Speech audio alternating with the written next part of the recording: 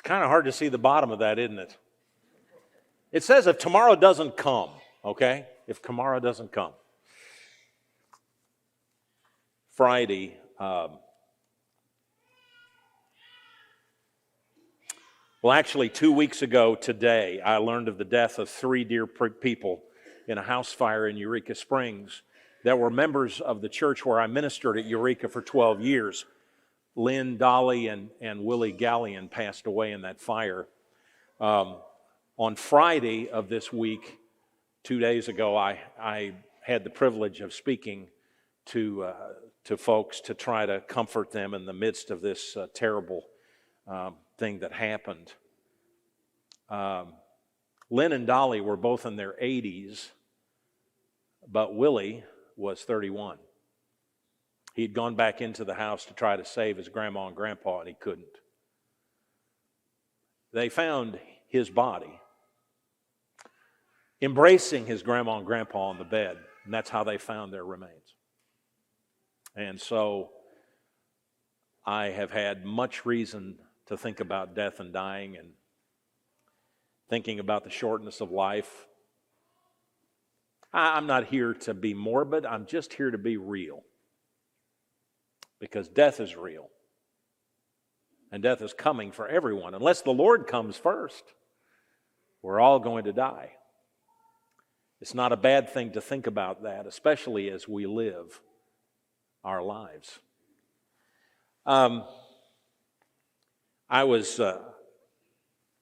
Francis Chan wrote a book called Crazy Love several years ago, and he told the story of a fellow named Stan Gerlach. Stan Gerlach was a businessman well known in his community, and he was giving a eulogy at a memorial service when he decided to share the gospel. And so he shared the gospel, and at the end of his message, Stan told the crowd, he said, "You never know when God is going to take your life."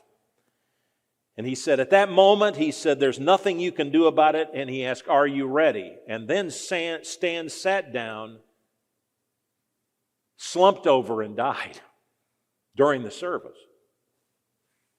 His wife and sons tried to resuscitate him, but there was nothing they could do, just as Stan had said a few minutes before. During Stan's memorial service, Chan preached that service, and he asked everyone to imagine what it must have been like for Stan. He said one moment he's telling people who Jesus is, and the next moment Jesus is telling the crowd in heaven who Stan is. How flimsy our lives are. How easily taken, fragile we are. Oh, we're built sturdily. We can take an awful lot of abuse, but death could come at any time. The title of, interestingly, Chan's book in the Crazy Love, the title the chapter title where he tells that story is this: "You might not finish this chapter." So I might not finish this sermon. Say, well, that's funny. We can laugh about it unless it happens. Let's go back and look at that passage that we read just a moment ago in James 4, verse 13 through 17. "Now listen, you who say, today or tomorrow we'll go to this or that city, spend a year there, carry on business and make money. Why? You don't even know what will happen tomorrow. What is your life? You are a mist that appears for a little while and then vanishes. Instead, you ought to say, if it's the Lord's will, we will live and do this or that. As it is, you boast in your arrogant schemes. All such boasting is evil. If anyone then knows the good they ought to do and doesn't do it, it is sin to them." I did some background research on the book of James. You know, book of James was probably the first of the New Testament books written, maybe in the mid-40s, which would have been just a dozen years after the resurrection of Jesus. So it definitely is a very early, what we would call an early book. But the early church really had a difficult time accepting it into the canon of Scripture, into our Bibles. And the reason that they had trouble with that, the reason the church debated that issue was because it didn't have any heavy theology in it. James is just practical. It doesn't talk about Jesus being the Son of God. There's no mention of that, no mention of salvation by grace in the book of James. No theology at all, just practical. And he says, you know what? You don't know what your life is just a poof of steam that could go away at any time. And to make plans and to do business and to make money, that's not bad in and of itself. But if you leave God out, if you don't consider your end, you're missing something. He's saying you shouldn't leave God ever out of your planning. And that's why God gave us edit buttons on our electronic calendars, on our digital calendars. I keep one on my phone. Imagine it, and I haven't had the gumption to do this yet, and maybe I ought to, is just enter a repeating thing every day, put in my calendar, I might die today. Now that's a little crazy. Oh, really? Might happen. It's not something we expect to happen. It's not something we want to happen, but it might happen.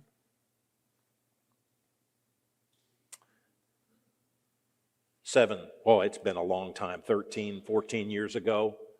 I went up to Michigan to visit my dad, who had just had surgery, had a heart procedure. And I went up, and the procedure went fine. It was a heart stent procedure, and he went through it so well, and I got to see him, and then I came back to Arkansas, back home. Dad still had one more stent to have done. He had done so well on that first stent that I thought, well, I'll just check to see how it went. And so before I could even make my phone call, my mother called me to tell me that Dad did not make it. And I said, what? It was routine. What? He was surrounded by people in the hospital who tried everything. He died in the hospital of a massive heart attack. I thought, what? What happened? Wished I'd had time to say bye to Dad. Well, at least to know. I said bye to him, but I didn't know it would be the last time I ever said it. Wish there were some things we could have discussed. Wished I'd had time to thank him for what he did. I just didn't consider that life is a mist, a poof of steam that disappears. And we all know stories of sudden death and tragedy. We know in our heads the possibility is always there. We just don't like to think about it, and that's okay. I understand not thinking about it all the time. That would be a very depressing state of mind. When we talk to our children, and those of us who are older, we know this. When we talk about our funeral plans with our kids, we say, well, when I die, I want you to be sure to sing this song. Our kids say, my kids say, we're not talking about that today. I don't want to hear about that today. And they get tearful and they get angry and defensive and and that's the end of the discussion. Because we don't like to talk about it. James says you don't make any plans without first planning to die. Here's some things to remember from this passage. Remember to plan your life's business with God uppermost. It's not wrong to keep a schedule. It's not wrong to make plans. Jesus made plans. But note, he was flexible to the will of the Father in his movement. Sometimes I have to confess, sometimes I have my to-do list, and if I don't get it all done, I feel like I've failed the day. Many of us who are like that, who are type A personalities, want to finish the day, but we've been drawn off in this direction, and we've dealt with this issue, and we've dealt with that issue, and forgot that everything that was sent our way, God wanted us to engage that. He was sending us a schedule change, and so we move in His will. It's not wrong to have that to-do list, to kind of make that the skeleton, but some days God hangs all the meat on the bones on those days. So flow with the Spirit. We can call them distractions, but also they may be God nods. God's in this. So plan your business with God uppermost and plan with your end in mind. Emerson once wrote, the statistics on death are quite impressive. 1 out of 1 person dies. Why do we live like we're going to live forever? I don't say that to cause us to fear our own death, but to appreciate its reality. Jesus once said, "He who lives and believes in me will never die." He wasn't talking about physical death. It's appointed unto man once to die, and after that the judgment, Hebrews 9:27. He's stating that believers are going to live indefinitely, but not in these bodies. They're going to be transformed. They're going to be new, and they'll be immortal, and they will live forever. Resurrection life will come. The bodies that we have now are subject to wearing out. I wake up in the morning, as many of you do, with aches and pains that remind me that my body does not work like it used to. In fact,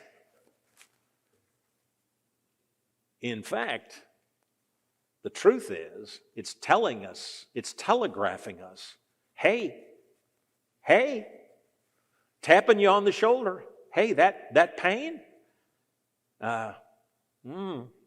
your body was not meant to live forever. Not this one. A transformed body, yes. This one, and how easy it is to pull muscles. I got the biggest kick out of reading a Facebook post from a friend of mine in Louisiana, Ambrose Ramsey, who preaches at the Tammany Oaks Church. He'd been in camp teaching Bible classes last week down in southern Louisiana, and he had come back and he was going to preach Sunday, and he said he was going to be miserable Sunday physically because he'd played ball all week with the kids, and he was just aching in every way possible. And I think, well, that body is telling me that I won't live here indefinitely. Jesus was once approached by a fellow who had a grievance against his brother. And it was and is a common grievance, a dispute over an inheritance, like vultures over a dying animal. Sometimes kids are like that. They dispute, they circle, waiting for their inheritance. In the case of this man, he'd been left out of the inheritance. His brother had taken all of the inheritance, for whatever reason it was. It doesn't really matter. This man came to Jesus and said, I want you to help me settle this up. And Jesus said, what business is this of mine? Who made me the judge? Now, if there was ever a judge who was competent to adjudicate this case about a will, Jesus Christ, the judge of all men, is able to make this decision. Jesus said, who made me the judge between you two? Jesus would not touch that. And the reason was there's this huge elephant in the room, and the elephant is this. In Luke 12, verse 15, he says, watch out, be on your guard against all kinds of greed. Life does not consist in an abundance of possessions. And then he told a story. There was a rich businessman, a successful man, who had bumper crops and in fact had been so successful in farming that he needed to build bigger warehouses to store his crops in. And so he made a good business decision. Perfectly legitimate, nothing illegal, nothing sinful in building bigger buildings that I can tell. He would tear down his smaller warehouses and he would build sufficient warehouses to house all this new crop that he had. Down with the old barns and up with bigger, newer ones. Nothing wrong with that, except this. In Luke 12, verse 19, he says, and I'll say to myself, this is what the man was thinking after he'd done this. He says, I'll say to myself, you have plenty of grain laid up for many years. Take life easy, eat, drink, and be merry. But God said to him, you fool, this very night your life will be demanded from you. Then who will get what you have prepared for yourself? This is how it will be with whoever stores up things for themselves but is not rich toward God. It wasn't wrong to build bigger barns. It wasn't wrong to accumulate wealth. It wasn't a bad business decision. It wasn't sinful. His sin was his priority. He left God out of his plans. He didn't realize he could die that day, and die he did. He trusted his money and his possessions to preserve him. He could only give himself pleasure from what he'd produced. Never once did he consider the poor, as far as we can tell in this story. His trust was in his trust fund. And God called the man a fool. The man died that night, and everything he'd made went to somebody else. All that he'd worked so hard to produce would pass on to his children. Some years ago, when I was a hospice chaplain, and you meet literally in 21 years of hospice chaplaincy, 22 years, I met thousands of people. And I met one family that I'll never forget. The man had come in to hospice care, and he had just retired the week before. And his last day of work, he had gone to the doctor because of some symptom issues that he'd had, some illness. And so he went to the doctor, and the doctor said, "We need to do some scans right away. That doesn't sound good." And they found terminal cancer in this man. He was admitted to hospice on Monday, and he died on Tuesday.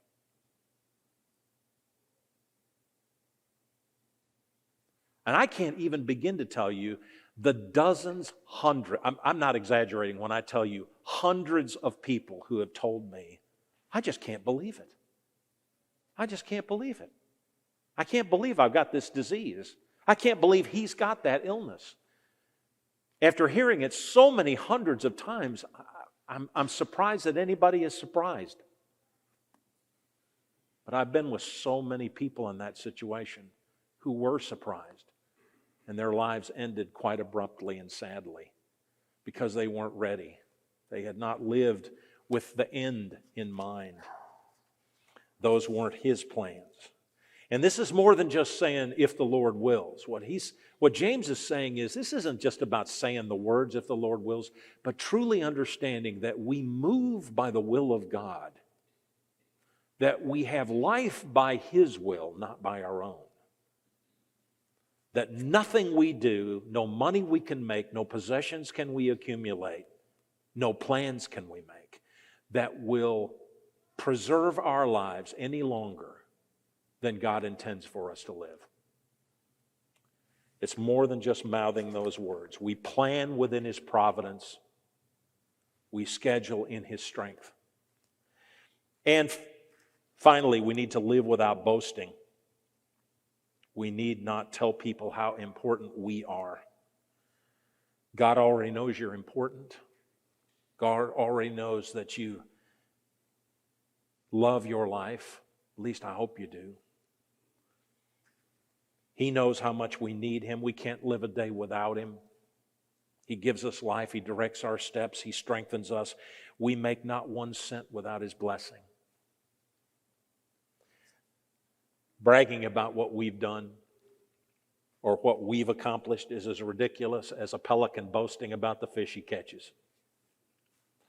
The sea provides his food. God gave him wings and a huge pouch under his mouth where he could scoop up water and fish and filter out the water. Eyesight so he can see his prey. We're all just like pelicans. We receive God's blessings, and we're so blessed to be able to receive them. Boasting is evil because it's a failure to notice the blessing of God on our lives, that we begin with health and strength and means to make a living when many cannot do this. And we need to live without fear. We need to overcome fear. James finishes the reading with these words: "Anyone who knows good to do and doesn't do it sins."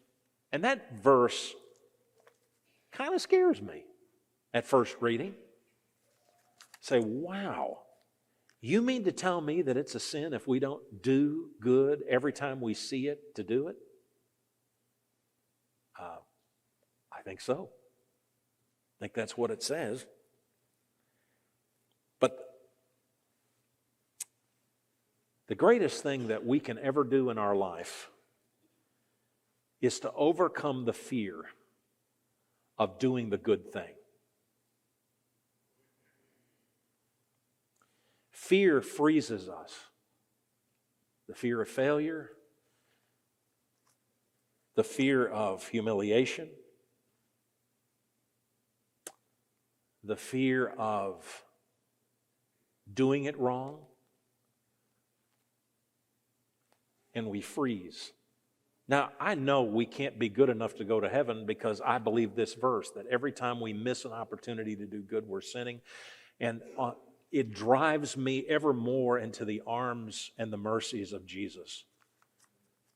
It brings me back to brings us back to our own sin problem, doesn't it? The sins of omission. It's not the sins of commission so much, it's the sins of omission that could condemn us. And that verse is a reminder of that, but there's more here. And this isn't to horrify us, it's to lead us to overcome our fear of doing good. How many times have you thought of something you believe would be a blessing to your neighborhood, or your neighbor, or the church?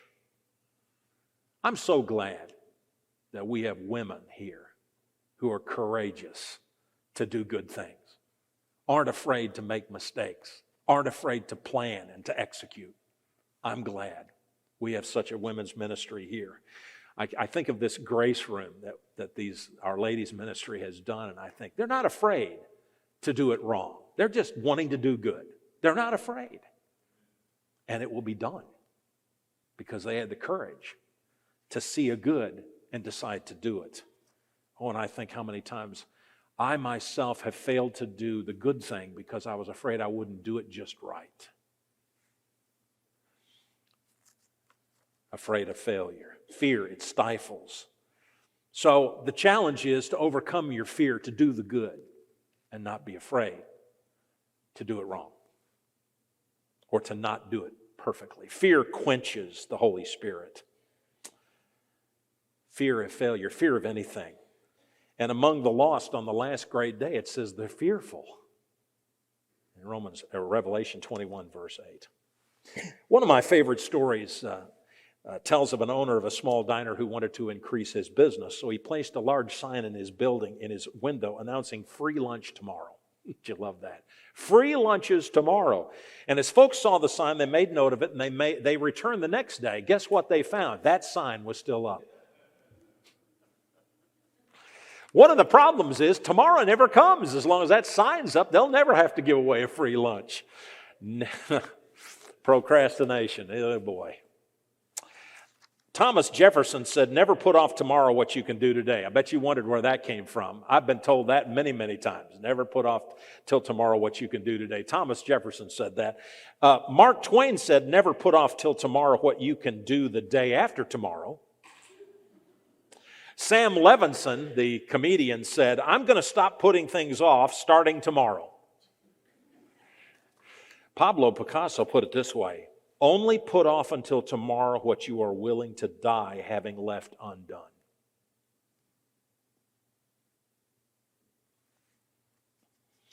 I posted that on Facebook yesterday, that statement,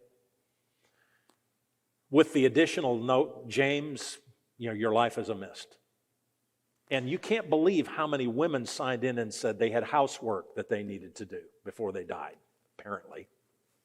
Housework, to which I told my cousin, don't sweat the small stuff. Housework is the small stuff. How about the big stuff? How about that friend of ours who needs a word from us?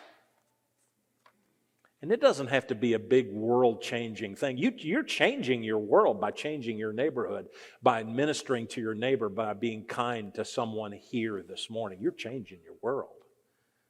St. Francis of Assisi is such a great example, lived in the 1200s. I haven't read nearly enough about this man's life, but I'll tell you a story about Francis. Assisi, Italy, it's in Italy, was like much of Europe in the 1200s. It was covered with chapels and churches, but unfortunately, many of these chapels had fallen into disrepair. And most had a priest, but the priests didn't have any money. They didn't have any money except what they were given. In a small town that was close to Assisi was such a church. It was surrounded by olive trees, but the building itself had fallen into terrible disrepair. It was really falling apart, the walls crumbling all around. The priest was dirt poor. He didn't even have money to buy oil for a single candle to keep a light burning in the sanctuary. Not a single candle. On one of his walks, Francis walked by this church and he stepped into the chapel where he went to pray. And then that little bit of ambient light through the window, he made his way to the front and he knelt. And sometime in the middle of his prayer, Francis felt a prompting. And it's the only time that he says God actually spoke to him. He said, "Francis, go and repair my house." And here he was in a building that wasn't even his, that was falling apart. He was shocked that he'd received such a prompting from the Lord. He pulled himself together, got himself up, and he vowed to carry out that command just as quickly as he could, and he did. He found masonry, he found tools, and he found people to help and other supplies. And he began repairing that church that he prayed in. And the church was repaired, and Francis led what could only be called a revival in the 1200s, a return to God, in a church that was racked with moral corruption, from the Pope to the local priest.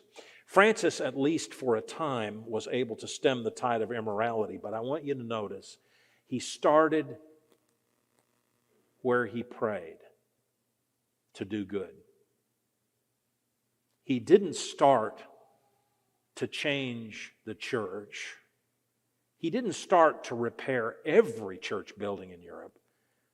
He started in the church he was in. And it was there that he really changed the world. I think a lot of times I wish I could change the world. And maybe we will be called to do that eventually. But we're wiser to follow the example of Francis, I think. To do the little thing, the good thing, the simple thing that's right in front of us where we're praying, and let God take care of the world. So what little thing can you do that would be a big thing? What thing do you need to do while there's still time to do it? To forgive a wrong that's been done against you? Please don't wait till tomorrow to do that. Do that today. To heal a relationship? Please don't wait. Your life is a mist. To speak an encouraging word to someone who needs hope spoken into their lives. Please don't wait. Do that today. Surrender fully to Jesus. Completely to His Lordship. Please don't wait. Do that today. You need to. Because we just don't know if tomorrow will come. You might need to do that this morning. We urge you to do that today if you need to. You'll say, I've been needing to come. I've been needing to ask people to pray for me. I've been needing to be baptized today. Well, I'm not here to scare you. I'm just here to remind you. I don't know about tomorrow, but I know we have today. And you can do something today, if you will.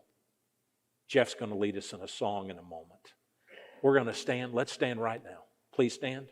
We're going to sing this song about love and mercy. And that's God. That's God calling you to come if you need to this morning. Let's sing together.